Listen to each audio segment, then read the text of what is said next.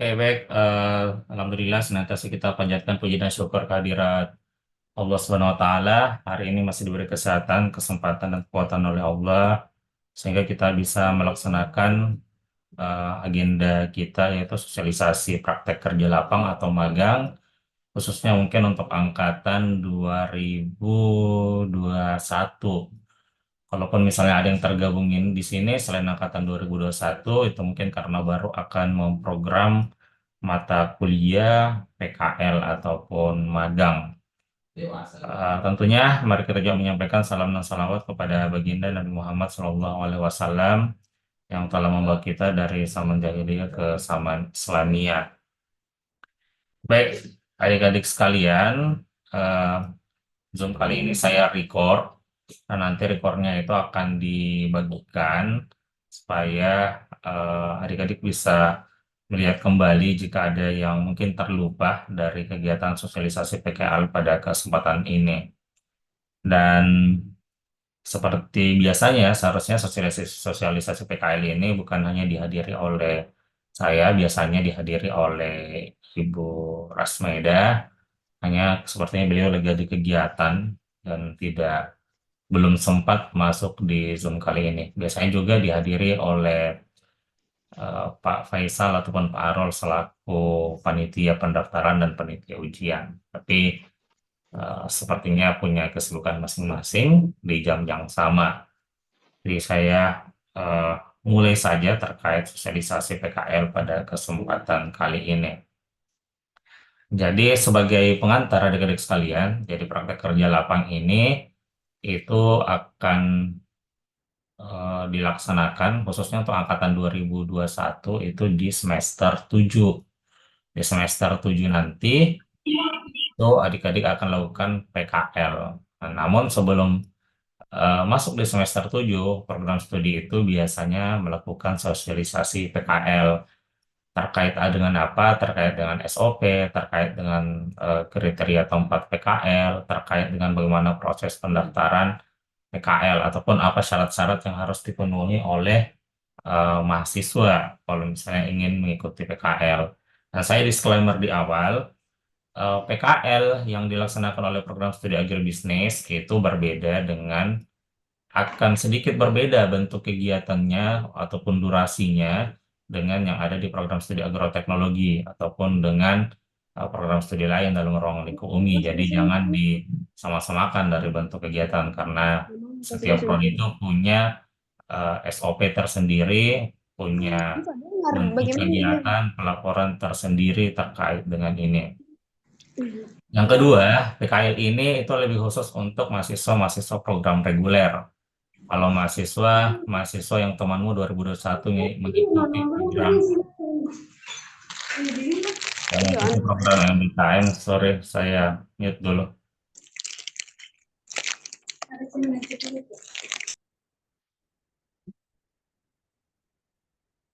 Oke, tadi ada gangguan. Sampai mana nih tadi? Oh ya, ini PKL khusus untuk mahasiswa program reguler. Jadi kalau mahasiswa yang program MBKM yang sudah terpisah dari mahasiswa program reguler dari sejak semester 5 maka tidak perlu lagi PKL. Jadi PKL itu khusus untuk mahasiswa yang mengambil jalur reguler gitu. Dan di sini yang hadir itu sekitar ya 40-50 orang, dan akan saya sampaikan eh, tahapannya ya. Mungkin itu tadi sekedar pengantar. Jadi saya mulai saja terkait dengan SOP-nya. Nanti SOP-nya ini akan dibagi ya. Jadi semua berkas-berkas yang saya tampilkan di dalam sosialisasi kali ini itu akan dibagikan ke kalian. Jadi tidak perlu khawatir. Tuh. Oke, saya mulai dari ini standar operasional prosedur, praktek kerja lapang, program studi agribisnis Fakultas Pertanian Universitas Muslim Indonesia untuk tahun akademik 2024-2025 semester ganjil dan semester genap. Jadi, wah, kayaknya ada lagi nobar itu. Oke, selamat yang lagi nobar. Oke, aman Pak Faisal.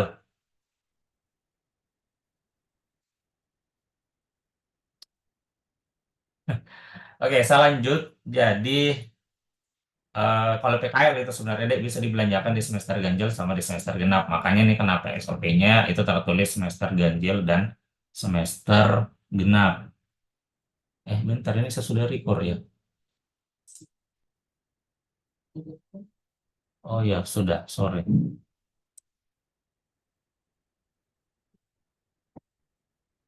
Oke, sebelum saya lanjut, jadi ini ada beberapa poin SOP dan setiap poin saya coba jelaskan poin per poin.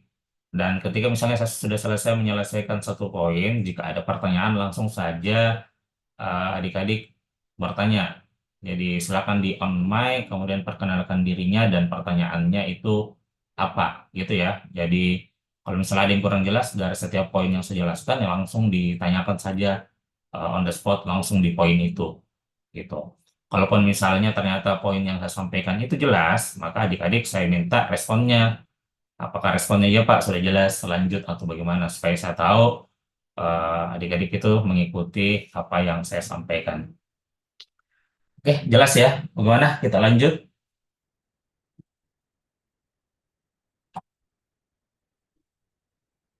Halo.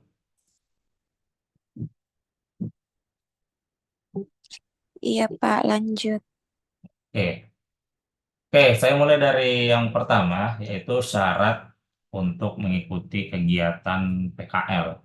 Jadi yang pertama itu telah lulus minimal 100 SKS, dan yang kedua lulus mata kuliah APAS, analisis pengembangan agrosistem ya. Lulusnya itu minimal C. Ini yang sedang kalian jalankan di semester ini. Jadi pastikan adik-adik itu lulus mata kuliah APAS. Jika ada praktikumnya berarti ya adik-adik harus lulus juga praktikumnya supaya bisa lulus mata kuliah ini. Itu minimal C. Terus yang berikutnya, membayar uang PKL sebesar 500.000 per mahasiswa. Dan yang terakhir atau bagian D-nya yaitu dilakukan secara individu atau berkelompok. Dan berkelompoknya ini maksimal 2 orang per kelompok gitu. Sampai di sini ada yang mau ditanyakan untuk poin satu.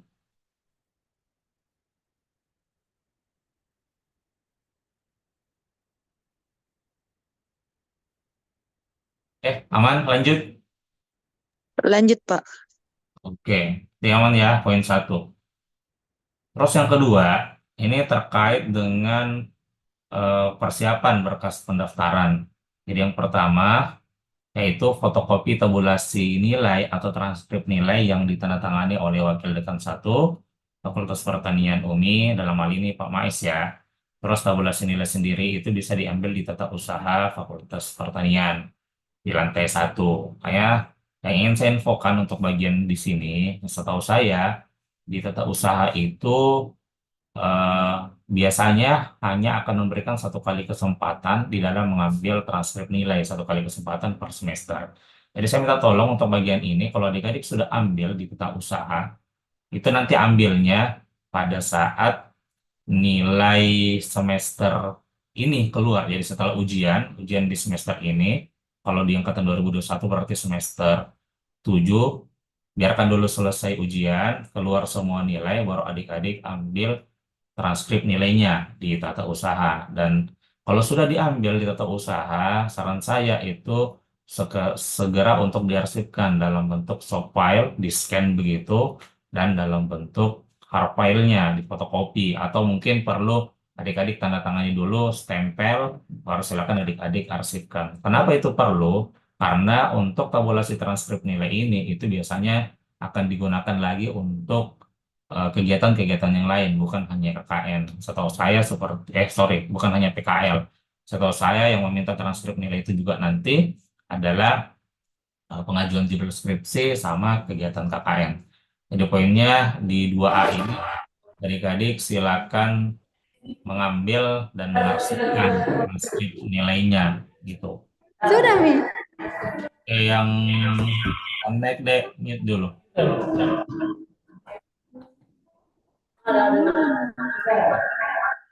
Nggak bisa, Sobta.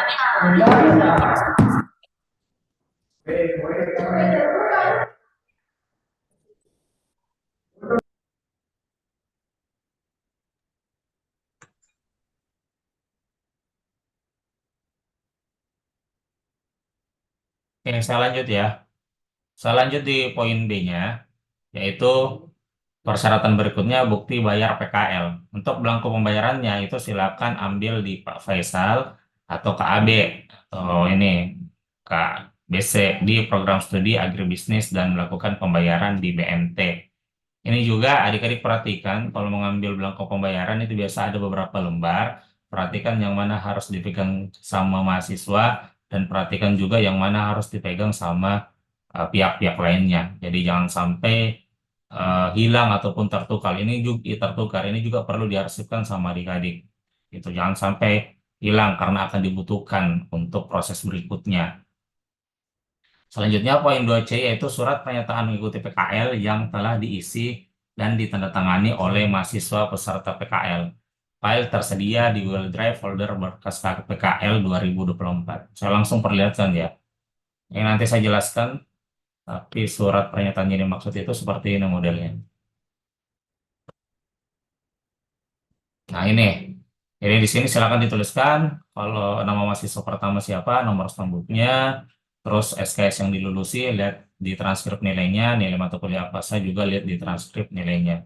Begitupun juga untuk mahasiswa kedua. Selanjutnya ada isian, diisikan di mana rencana tempat PKL-nya, komoditasnya atau produknya apa. Terus ini ada dua kajian ya. Jadi kenapa ada ini? Itu untuk membedakan kajian mahasiswa pertama sama kajian mahasiswa kedua. Terus selanjutnya alamat tempat PKL. Nah, adik-adik silakan perhatikan pernyataan di bawah ini. Yang pertama itu bersedia untuk menjaga nama baik institusi dan mitra lokasi PKL selama kegiatan PKL. Kedua, bersedia mematuhi dan melaksanakan seluruh rangkaian kegiatan PKL sesuai dengan aturan yang berlaku pada ruang lingkup program studi agribisnis dan mitra lokasi PKL. Ketiga, bersedia mengganti lokasi PKL jika terindikasi dan ada kesamaan dengan peserta PKL yang telah mendaftar sebelumnya. Yang keempat, bersedia bekerja sama dalam penyusunan dan konsultasi laporan PKL. Dan ini silakan adik-adik isi dan tanda tangani dan diisi juga dengan persetujuan mitra PKL. Jadi kalau misalnya adik-adik lokasi PKL-nya, rencana lokasi PKL-nya adalah di misalnya usaha A, maka adik-adik harus mendapatkan persetujuan sebelumnya dari usaha A tersebut. Kenapa? Karena pernah kejadian tidak ada yang mengikat seperti begini, dibilang diterima tapi ternyata kenyataannya tidak diterima. Atau pernah mungkin kejadian ya Pak Faisal, yang datang itu waktu mahasiswa datang di sana cek lokasi yang terima istrinya, yang terima suaminya, pas mau datang PKL, yang terima istrinya tidak menerima. Jadi pastikan ya adik-adik mengisi ini surat pernyataan ini sebelum mendaftar. Terus lanjut, eh yang terakhir yaitu mahasiswa wajib memprogram mata kuliah praktek kerja lapang pada semester berjalan. Berarti yang dimaksud adalah adik-adik yang sekarang semester 7, silakan nanti di semester 8 itu jangan lupa untuk program mata kuliah PKL. Kenapa itu wajib? Karena kalau kalian tidak program mata kuliah PKL, maka apa yang mau diinputkan kalau kalian tidak program di semester berjalan? Nah, saya ada yang kelupa tadi di poin C. Adik-adik kalau perhatikan di sini ada nama mahasiswa satu, ada nama mahasiswa dua. Pak, bagaimana kalau misalnya saya tidak berdua, bukan berkelompok sendiri? Maka silakan adik-adik cukup isi saja nama mahasiswa satu. Gitu. Sedangkan di tangan ini cukup yang mahasiswa satu. Gitu. Oke, ada pertanyaan untuk poin 2 terkait dengan berkas pendaftaran.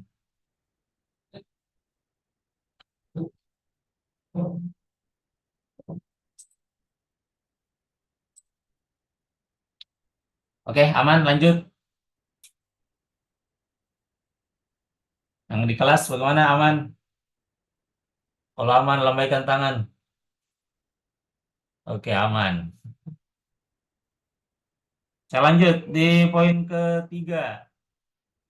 Poin ketiga itu terkait dengan jadwal pendaftarannya ya. Jadi mahasiswa melakukan pendaftaran PKL di program studi agribisnis itu silakan ketemu dengan Pak Faisal atau KAB. Paling lambat itu pendaftarannya 14 Juni 2024 pukul 3 sore dengan ketentuan sebagai berikut. Jadi silakan adik-adik bawa berikutnya. Yang pertama ketentuannya adalah mahasiswa memenuhi syarat PKL.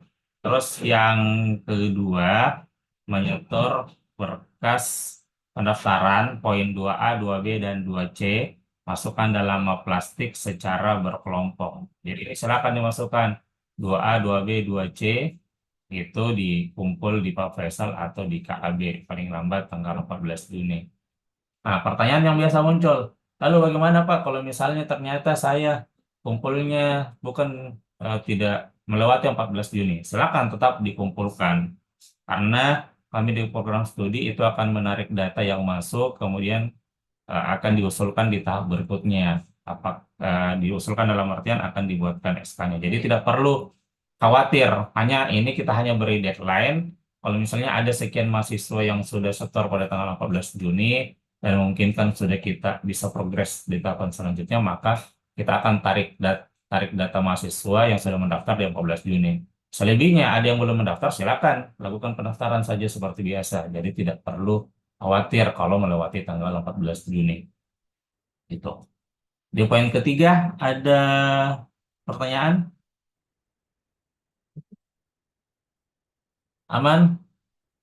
Lambaikan tangan jika oke. Lanjut di poin 4. Di poin 4, ini informasi terkait SK pembimbingan PKL akan disampaikan paling lambat 1 Agustus 2000. Ini belum diganti ya. 2024.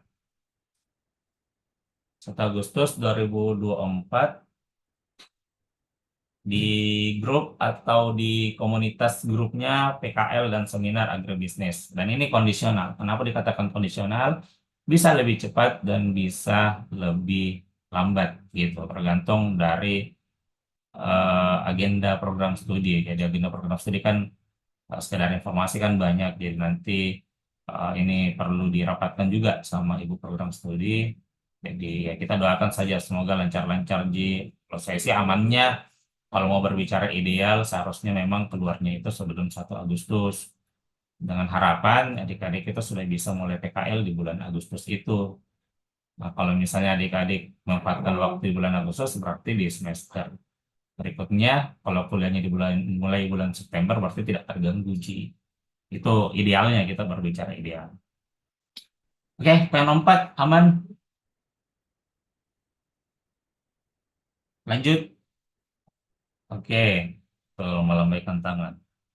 Kita lanjut, nomor 5. Sebelum melaksanakan PKL, jadi ini ceritanya yang kalau di poin 4 itu terkait penerbitan SK pembimbing PKL nanti akan disampaikan. Kalau kayak tahun kemarin itu SK pembimbing PKL-nya itu dalam bentuk online, jadi adik-adik nanti bisa download tersendiri.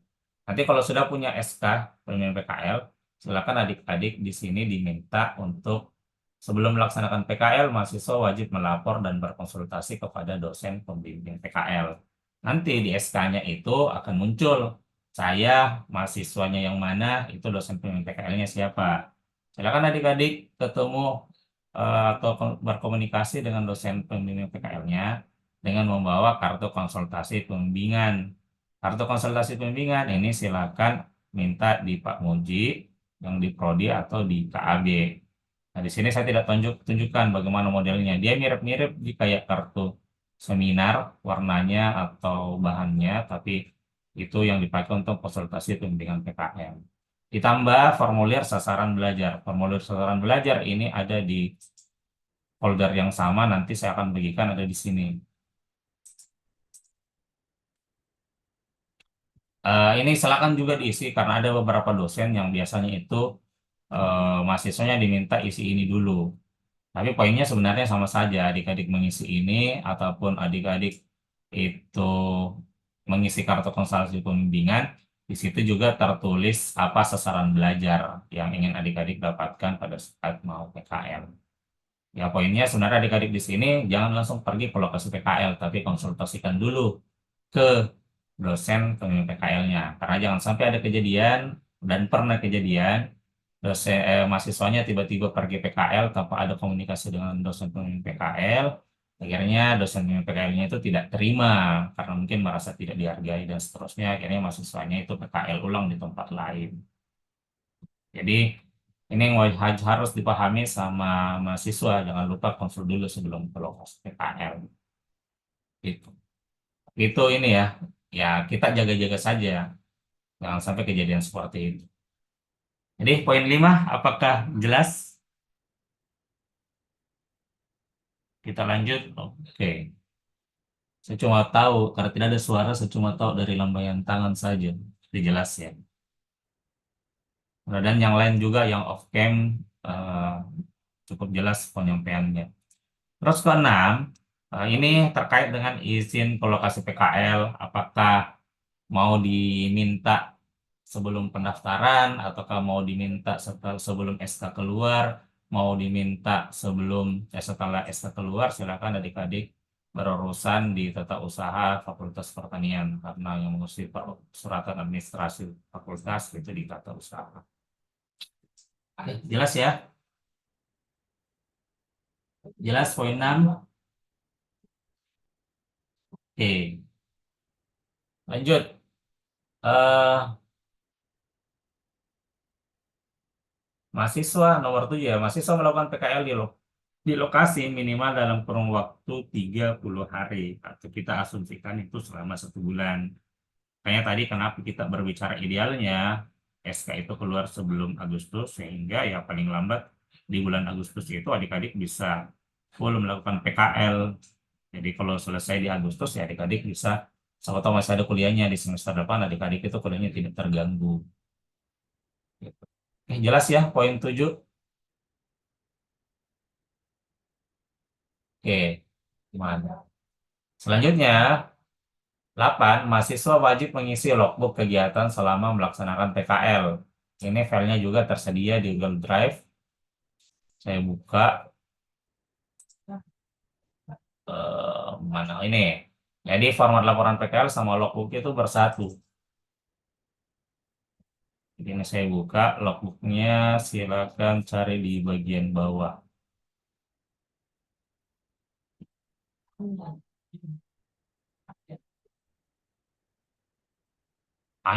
Bukan, sorry. Oh ini logbook. Buktinya. Nih, jadi logbook silakan ditulis ini kalian itu PKL-nya di mana, terus waktu pelaksanaannya itu bulan berapa, gitu ya. Terus ini logbook itu kayak jurnal harian yang isinya itu hari, tanggal, jam, jenis kegiatan, paraf mitra, dan dokumen pendukung. Ya, jadi kalau kita asumsikan kalian PKL selama 30 hari di sana, berarti jumlah barisnya itu adalah 30 baris. Ya, jadi silakan menyesuaikan hari, tanggal, jam, dan jenis kegiatan yang ada di sana, dan seterusnya sampai 30. Kemudian di bagian sini silakan minta tanda tangan dan stempel lagi dari mitra PKL, tempat PKL-nya, dan dosen pembimbing PKL-nya. Terus di sini keterangan di kolom terakhir apa sih yang dimaksud dengan dokumen pendukung, yaitu hasil dari kegiatan PKL pada hari itu. Jadi misalnya ada fotonya, silakan tampilkan foto atau mungkin ada catatan, dokumen dan seterusnya, silakan dilampirkan di bagian sini. Oke, jelas untuk poin ke-8. Oke, tetap. Lanjut poin 9. Mahasiswa wajib membuat video dokumentasi PKL maksimal berdurasi 7 menit. Jadi ini bebas sih sebenarnya ya, mau filenya mentahan atau filenya editing. Yang penting adik-adik itu silakan nanti menyetorkannya. Ini saya lanjut di poin ke-10 ya, ini bersambung. Jadi file dokumentasi PKL-nya itu disetorkan di Prodi, dalam hal ini Pak Faisal. Paling lambat 27 Desember 2024 pukul 4 sore. Tapi sebenarnya walaupun adik-adik mau kumpulkan setelah ini, ya silakan saja sebenarnya. Jadi saya mungkin perlu menyampaikan, bilang, Pak, kenapa bukan kita sendiri saja yang upload di YouTube, baru nanti dikirimkan linknya. Nah, ini terkait dengan pendataan kegiatan di program studi. Jadi kalau di program studi itu biasanya ada audit mutu, di mana di audit mutu itu biasanya kita dimintai dokumen-dokumen kegiatan prodi. Kalau misalnya dokumen apa ya, misalnya video kegiatan PKL-nya itu terpisah-pisah, satu ada akun mahasiswa satu, akun mahasiswa dua, akun mahasiswa tiga, itu biasanya agak kesulitan kita untuk mengarsipkan kegiatan. Makanya kenapa video itu diminta dan disetorkan di prodi video mentahannya. Nanti program studi yang akan melakukan uploading di YouTube agribisnis dalam bentuk nanti dibuatkan playlist. Karena kalau misalnya kita diminta untuk memperlihatkan kegiatan kan kita tinggal satu buka channel gitu untuk diperlihatkan dan kita bisa klaim itu kegiatannya program studi. Kira-kira begitu untuk poin 9 dan poin 10. Ada pertanyaan untuk poin 9 dan 10? Aman? Ya, aman katanya yang di kelas. Oke, lanjut di poin 11. Setelah menyelesaikan PKL selama 30 hari, mahasiswa wajib segera menyusun laporan PKL dan mengkonsultasikannya ke dosen pembimbing PKL. File format tersedia di Google Drive foldernya berkas PKL 2024. Yang ini tadi sama. Ini tadi kalau adik-adik mau lihat, ini format laporan PKL-nya yang tadi bersatu dengan logbook. Bisa perlihatkan dulu. Ini sampulnya, apa judulnya? Judulnya itu silakan adik-adik konsultasikan dengan dosen pembimbing PKL-nya. Atau adik-adik bisa lihat laporan-laporan PKL yang ada di program studi itu judul-judulnya seperti bagaimana atau isi PKL-nya itu seperti apa. Gitu. Ini studi kasusnya di mana. Ini nama mahasiswa satu beserta stambuknya. Silakan menyesuaikan kalau cuma sendirian tidak berdua. Terus ini adalah format laporannya. Ini format ya, tapi kalau adik-adik nanti bikin daftar isi, ini tolong dibuat titik-titik seperti biasa, bukan tanpa ada titik. Ini kan namanya format laporan. Jadi terdiri dari halaman judul, pendahuluan seperti biasa, di pendahuluan seperti ini, ada tinjauan pustaka, terus ketiga metode pembelajaran, keempat, mungkin saya fokusnya di sini saja ya. Nah ini, yang biasa jadi perhatian utama ketika laporan PKL ini disusun oleh dua orang, maka dosen itu atau pada satu jam itu biasa ditanyakan seperti ini. Iya, kamu yang mahasiswa A itu fokusnya kemana? Kajiannya apa? Kalau mahasiswa B itu fokusnya kemana? Jadi mau dibilang ini sebenarnya laporan PKL sebagian kerja tim dan sebagian itu kerja individu. Jadi yang kerja timnya ini mulai dari halaman judul sampai mungkin sampai di sini ini pasti satu saja, sedangkan yang terpisah itu pembahasannya ini. Jadi misalnya contoh ya, mahasiswa A gitu, terus saya di sini saya kasih contoh yang terlihat di tempat saya, ada mahasiswa namanya Istiqomah sama mahasiswa namanya Vivo 1717. Oh, bukan ya Nur, ya anggaplah Istiqomah sama Nur Taskia. Jadi kalau istiqomah jadi mahasiswa pertama, maka di sini dituliskan mungkin istiqomah dia kajiannya di tempat PKL-nya adalah pemasaran misalnya. Berarti di sini analisis kinerja pemasaran gitu. Terus kalau mahasiswa kedua misalnya dia Taskia misalnya di sini mahasiswa kedua dia lihat keamanan pangannya, maka bisa saja analisis kinerja keamanan pangan gitu. Kalau di sini kan kasih contoh kinerja pendapatan, kinerja bauran pemasaran. Ini sudah terlalu umum. Itu ya, selebihnya itu sama saja. Nanti silakan dikonsultasikan dengan dosen pembimbing PKL-nya. Nah, ini juga yang biasa keliru. Jadi perhatikan di halaman pengesahan itu, ada halaman pengesahan sebelum ujian PKL. Yang sebelum ujian PKL itu hanya ditandatangani sama dosen pembimbingnya. Sedangkan kalau halaman pengesahan laporan akhir itu ditandatangani dengan dosen penguji dan ibu kaprodi. Ini yang biasa salah-salah keliru mahasiswanya. Disilakan disesuaikan nantinya. Terus silakan diisi juga ini surat keterangan sebagai pelengkap laporan. Oh ini tadi logbook individunya mulai dari sini ya, sorry. Udah ada sampulnya ternyata. Praktek kerja lapang pada guru sistem apa, logbook individu. Ini silakan dilengkapi sesuai yang ada di sini. Saya pikir ini jelas ya. Oke, bagaimana untuk poin 11? Jelas?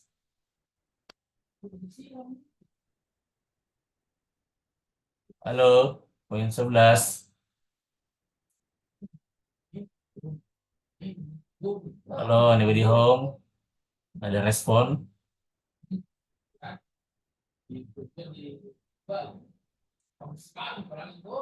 Lanjut atau selesai misalnya kalau tidak ada respon ini?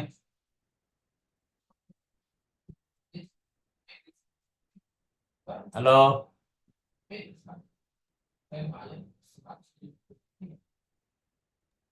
Lanjut, Pak. Oke, lanjut. Selanjutnya,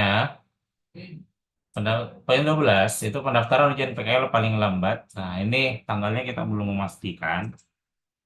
Eh, pendaftaran ujian PKL-nya itu paling lambat tanggal berapa ke panitia PKL. Untuk saat ini, panitia ujian PKL, bisa tambahkan kan? Panitia ujian PKL. Itu Pak Arul itu biasanya ada SOP pendaftaran ujian PKL yang beliau tempel-tempelkan di mading-mading. Jadi silakan adik-adik baca kalau mau daftar ujian PKL. Kenapa ada batas waktu di sini terkait ujian PKL itu untuk mempermudah panitia PKL dalam penginputan nilai PKL untuk di semester 7 gitu. Sementara akan ada lanjutan pembahasannya. Kenapa ada batasan waktu? Selanjutnya, setelah ujian PKL ini tolong jadi perhatian ya. Ini juga biasa mahasiswa kecolongan ya. Poin 13. Setelah ujian PKL, mahasiswa wajib menyetor laporan akhir ke panitia PKL paling lambat. Ini juga akan diinfokan selanjutnya. Jadi adik-adik sebenarnya ketika sudah ACC laporan PKL-nya oleh disiplin PKL, maka adik-adik silakan daftar. Dan setelah daftar itu kemungkinannya itu akan ada revisi dari penguji misalnya atau dari pembimbing. Adik-adik lakukan revisi dulu, dikonsultasikan kembali dengan pembimbing dan penguji. Nanti kalau sudah ACC dari mereka berdua, baru adik-adik bisa kumpul laporan PKL-nya di eh, panitia ujian PKL dalam hari ini Pak Arul itu.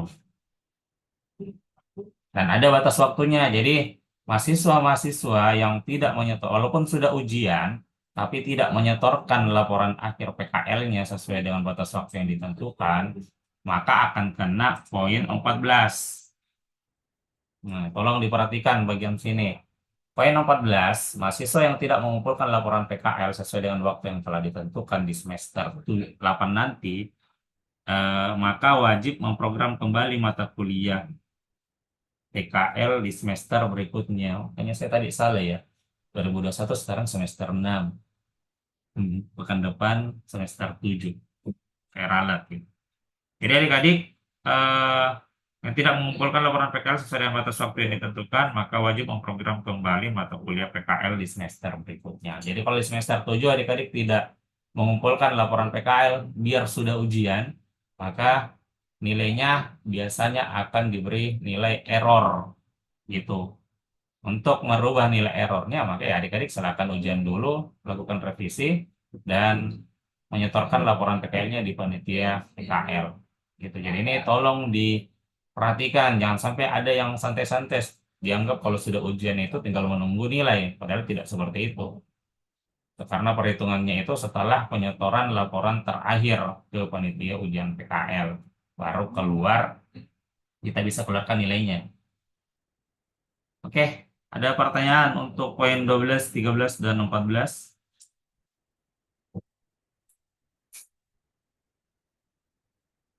Mana cukup jelas? Lanjut.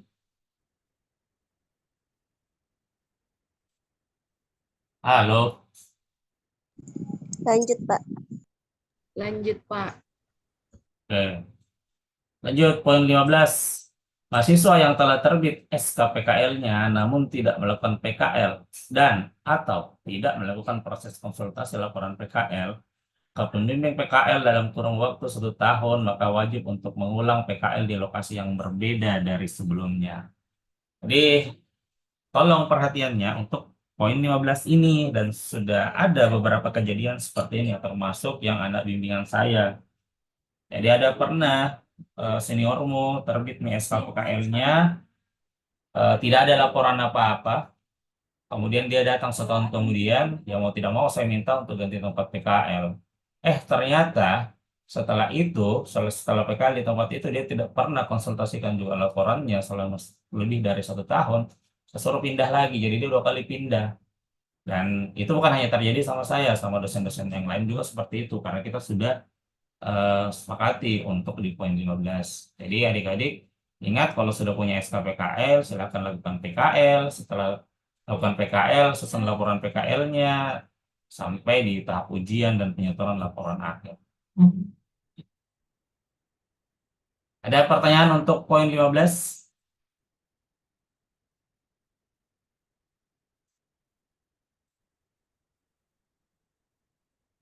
Oke, lanjut. Iya, Pak, lanjut. Oke, lanjut. Jadi ini 15 poin untuk SOP. Saya pikir jelas ya. Ini tidak lagi bertanya dari tadi 1 sampai 15. Mudah-mudahan setelah sosialisasi ini tidak ada yang bertanya hal yang sudah pernah dijelaskan. Saya mau lanjut kalau begitu, selain SOP yaitu kriteria lokasi PKM. Oke, kriteria lokasi PKL. Yang pertama, memiliki tenaga kerja minimal 3 orang. Terus, selanjutnya, memiliki struktur organisasi atau pembagian tugas. Yang ketiga, memiliki surat izin usaha. Yang keempat, instansi pemerintah atau non-pemerintah berbasis agribisnis. Terus yang kelima, usaha berbasis agribisnis atau agroindustri. Yang keenam, memiliki stempel usaha atau organisasi. Khusus untuk bagian ini, adik-adik kalau misalnya ternyata, wih Pak, terpenuhi dari semua, saya dapat tempat PKL Pak, terpenuhi untuk semua kriteria, tapi tidak ada stempelnya. Maka kalau saran saya, adik-adik silakan buatkan saja stempel untuk usaha tersebut. Anggap saja juga itu sebagai kenang-kenangan dari kalian mahasiswa PKL untuk tempat PKL-nya kalian. Gitu. Saya pikir tidak susah gini ya untuk nomor 6 kalau misalnya memang tidak ada. Terus selanjutnya di poin 7, itu belum pernah digunakan sebagai tempat PKL pada angkatan sebelumnya. Nah, adik-adik nanti bisa lihat list tempat PKL sebelumnya akan dibagikan di grup WA. Tapi saya tidak akan bagi di grup WA sebenarnya. Karena saya sudah buat juga di folder ini. Adik-adik nanti lihat lokasi PKL 2022-2023. Ini kalau saya buka. Ini banyak ya, karena ada 2 angkatan atau 2 tahun sebelumnya. Ini adalah list-list PKL yang adik-adik tidak perlu lagi mengajukan lokasi PKL di sini.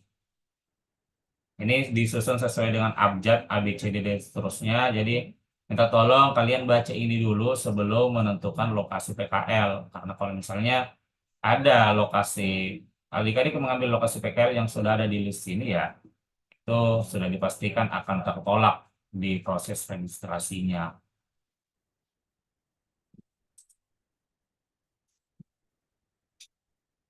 Nah, dan untuk kan ini 2023 ya, 2024.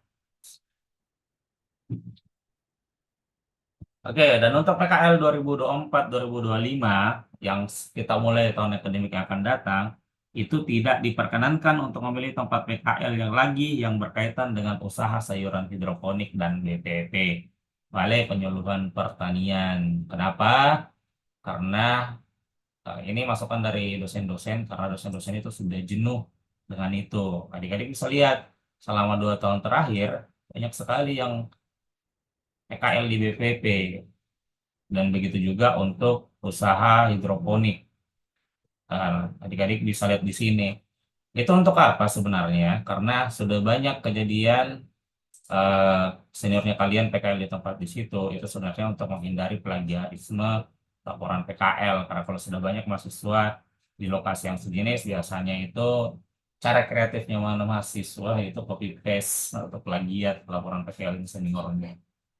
Jadi ingat ya, tidak perlu lagi mengajukan tempat PKL yang di sini untuk kalian yang sedang mengikuti. Terus poin ke-10. Nah, ini untuk membantu, ini apa ya, pernah kita terapkan di tahun lalu, di tahun-tahun sebelumnya belum ya. Jadi ini untuk membantu mahasiswa, daripada kita komunikasinya di grup nanti terlalu rame, maka adik-adik untuk memastikan apakah usulan saya yang saya rencanakan mau jadi tempat PKL itu apakah bisa atau tidak, maka adik-adik nanti bisa usulkan lokasi PKL-nya melalui Google Form dan cek pengisiannya melalui Google Spreadsheet gitu. Untuk link akan dikirimkan di grup WA. Di sini nanti ada Google Form-nya. Jadi Google Form-nya itu modelnya itu seperti ini. Ini link pengisiannya saya akan kirimkan di grup WA-nya. Oke, jadi baca dulu pengantarnya. Ini untuk mengingatkan apa yang disampaikan. Terus isi nama mahasiswa, nomor stambuk, usulan PKL, alamat lengkap lokasi PKL. Nah, ini nama mahasiswanya tidak perlu diulang-ulang. Jadi kalau misalnya anggaplah Istiqomah sama Yerik satu kelompok misalnya, berarti yang isi ya salah satunya saja, tidak perlu kedua-duanya isi gitu. Supaya tidak apa ya nge-spam di Google formulirnya. Jadi isi saja dan apa usulan lokasi PKL-nya dan alamat lengkap lokasi PKL-nya gitu. Adik-adik ingat, jangan lagi sama dengan lokasi yang sebelumnya. Baca ini deh, cek sendiri dulu sebelum mencari. Dan nanti di sini di Google Spreadsheet ini, adik-adik nanti bisa lihat. Nah, nanti di sini kan kalau adik-adik sudah mengisi ini otomatis akan terisi ya. Nanti adik-adik cek di sini. Nanti dari program studi itu akan Bapaknya Bulan. Bapaknya Bulan kan bukan? kenapa? Oh iya, bapaknya Bulan itu. Mobilnya Yo, gitu. kenapa bapaknya Wulan?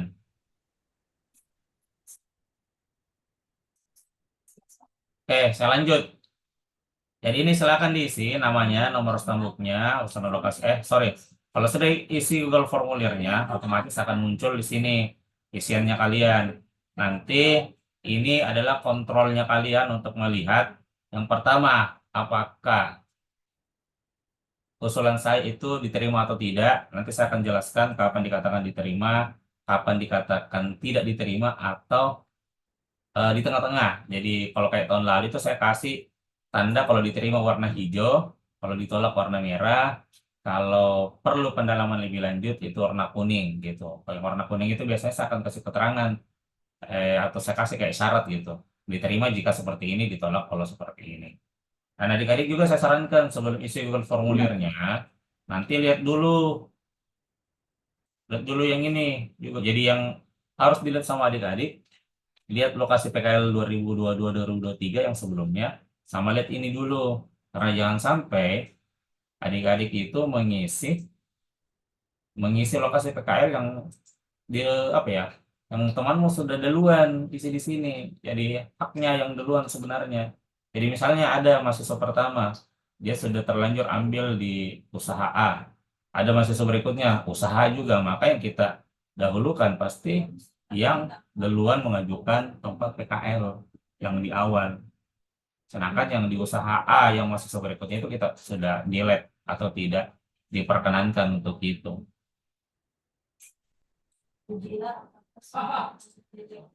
Oke, sampai di sini ada pertanyaan untuk kriteria lokasi PKL-nya. Ada yang mau ditanyakan?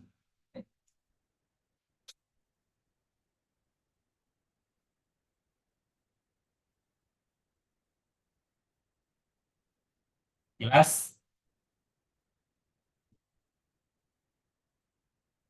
Mana jelas? Iya, Pak. Tadi SOP sudah, kriteria lokasi PKL sudah, surat pernyataan sudah, format laporan dan logbook sudah. Ini saya pikir sudah saya jelaskan semua. Nah, selebihnya mungkin tadi yang terkait dengan ini ya, kalau dikali perhatikan tadi saya baru buat komunitas grupnya, itu saya gabung dari dua grup PKL dan seminar. Jadi kemungkinannya info-info berikutnya sesuatu yang penting atau sifatnya pengumuman itu saya akan letakkan di pengumuman di komunitas grup itu. Jadi adik-adik silakan lihat info yang ada di situ. Termasuk nanti ini saya akan kirim Google formulirnya, saya akan kirim juga link untuk ini. Jadi seperti yang akan saya kirim itu nanti seperti ini deh. Ini. Nanti saya akan kirim satu folder ini berkas prodi. Berkas prodi ini dalamnya itu ada beberapa berkas untuk mahasiswa ataupun dosen. Nanti adik-adik kalau mau cari terkait dengan PKL, maka adik-adik buka berkas PKL untuk mahasiswa. Oh. Nanti di sini kan ada dua, ada berkas PKL di tahun 2023, ada yang di 2024. Ya, adik-adik silakan akses yang di 2024. Nah, di 2024 ini semua berkas yang tadi saya jelaskan, adik-adik silakan isi, silakan lihat dan download yang ada di sini. Itu. Nanti juga rekaman ini yang sedang kita jalan laksanakan ini saya akan isi juga di sini supaya adik-adik nanti bisa mendengarkan kembali jika ada penjelasan yang terlewat gitu. Oke, ada pertanyaan sejauh ini? Jelas? Halo, Andi Home. Jelas, Pak. Jelas ya. Oke, kalau misalnya sudah jelas, jadi untuk adik-adik yang akan melaksanakan PKL di semester 7 khususnya untuk angkatan 2021, silakan mempersiapkan dirinya, begitupun juga untuk angkatan-angkatan lainnya yang baru saja akan melakukan pendaftaran PKL. Jadi harapannya adik-adik apa ya, bisa mempersiapkan diri dengan baik dan kalaupun misalnya ada pertanyaan, silakan nanti ditanyakan di grup ataukah boleh ketemu langsung juga dengan saya ataupun dengan Pak Faisal gitu selaku panitia pendaftaran PKL untuk Pak Faisal. Tapi kalau saran saya ya adik-adik coba dibaca-baca dulu berkas-berkas yang lain karena jangan sampai ada jitar tulis di situ dan karena mahasiswa yang tidak membaca atau mungkin kita sudah sampaikan di Zoom kali ini ya kalian mau bertanya hal yang sama itu kadang yang membuat kita apa ya ya seharusnya kalian baca dulu dong dengar dulu gitu dan yang berikutnya apa ya tadi saya sampaikan ya mungkin itu ya terkait dengan PKL kalaupun ada informasi lebih lanjut saya akan umumkan di grup PKL dan seminar atau grup komunitasnya. Oke, kalau tidak ada saya stop share saja ya. Saya stop recording. Oh ya, sebelum saya stop recording, mungkin sebagai kenang-kenangan dokumentasi, adik-adik silakan on cam terlebih dahulu untuk kita mengabadikan momennya.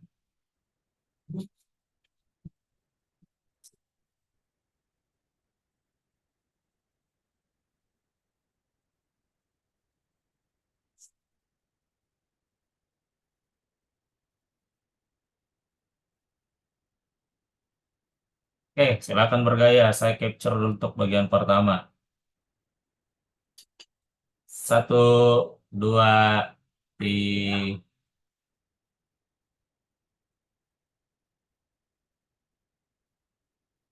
Sorry. Oke, lanjut bagian kedua. Satu, dua, tiga.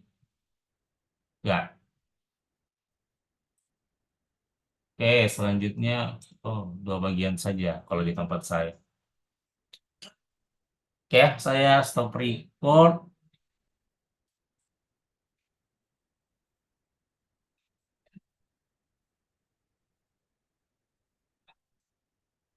Mana stop record nih?